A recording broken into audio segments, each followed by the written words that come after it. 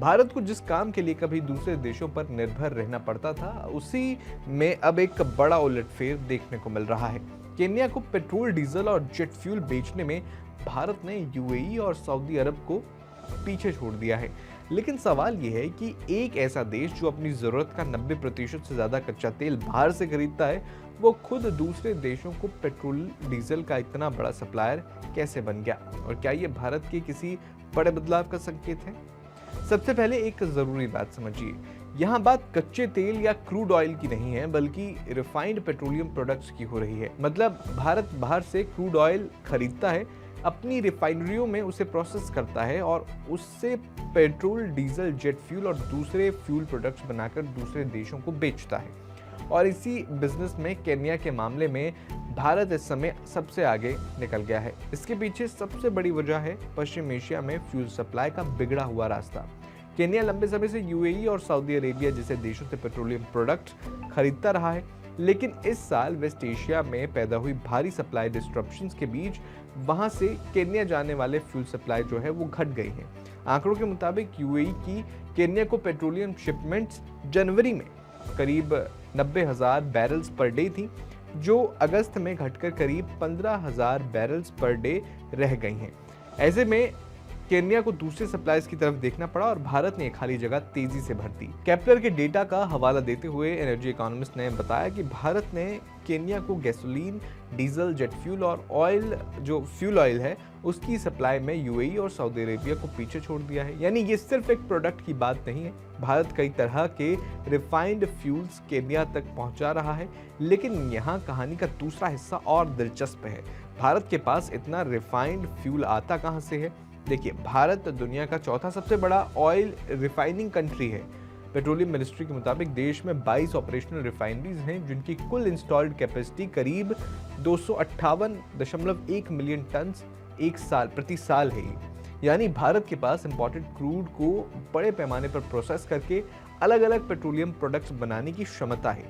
यही वजह है कि भारत क्रूड ऑयल का बड़ा इंपोर्टर होने के बावजूद जो है रिफाइंड प्रोडक्ट्स या रिफाइंड फ्यूल का बड़ा एक्सपोर्टर भी है। आंकड़ा इसे और साफ करता है। वित्त वर्ष 2025-26 में भारत ने करीब 61.5 मिलियन टन पेट्रोलियम प्रोडक्ट्स जो है एक्सपोर्ट किए हैं। यानी भारत सिर्फ अपने इस्तेमाल के लिए तेल रिफाइन नहीं करता, बल्कि बड़े पैमाने पर दुनिया के दूसरे बाजारों के लिए भी फ्यूल तैयार करता है।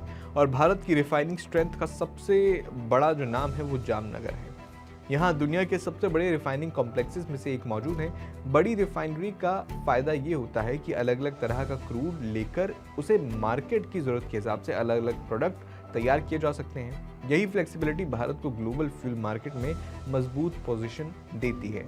अब केन्या वाला बदलाव कितना बड़ा है, इसे एक और आंकड़े से समझिए।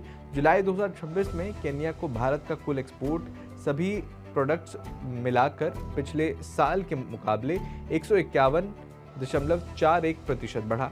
लेकिन ये सिर्फ पेट्रोलियम प्रोडक्ट्स का आंकड़ा नहीं है, ये केन्या को भारत से होने वाले कुल एक्सपोर्ट्स की ग्रोथ है।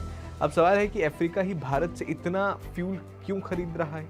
देखिए, इसके पीछे एक और बड़ा बदलाव है। यूरोप में जो रूसी क्रूड से बने रिफाइंड प्रोडक्ट्स पर रिस्ट्रिक्शंस लग जाना।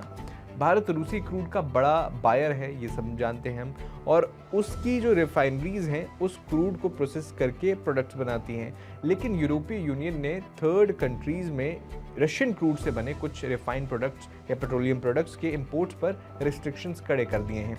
इसके बाद भारतीय फ्यूल कार्गोज के लिए यूरोप का मार्केट कुछ हद तक मुश्किल हुआ और उनमें से कुछ सप्लाई अफ्रीका की तरफ मुड़ गई। एनर्जी एनालिस्ट के मुताबिक जुलाई में अफ्रीका को भारत के पेट्रोलियम प्रोडक्ट्स जो एक्सपोर्ट किए गए वो साल दर साल करीब 66% बढ़े हैं। यानी एक तरह से ग्लोबल ट्रेड रूट्स बदल रहे हैं और भारत इन बदलते हुए रास्तों का फायदा उठा रहा है। ज़रूरी नहीं कि केन्या में भारत में की ये जो बढ़त है ये स्थायी हो जाएगी, लेकिन भारत के लिए अच्छी बात यह है कि उसने इस दौरान अपनी रिलायबिलिटी और रिफाइनिंग कैपेसिटी साबित की है।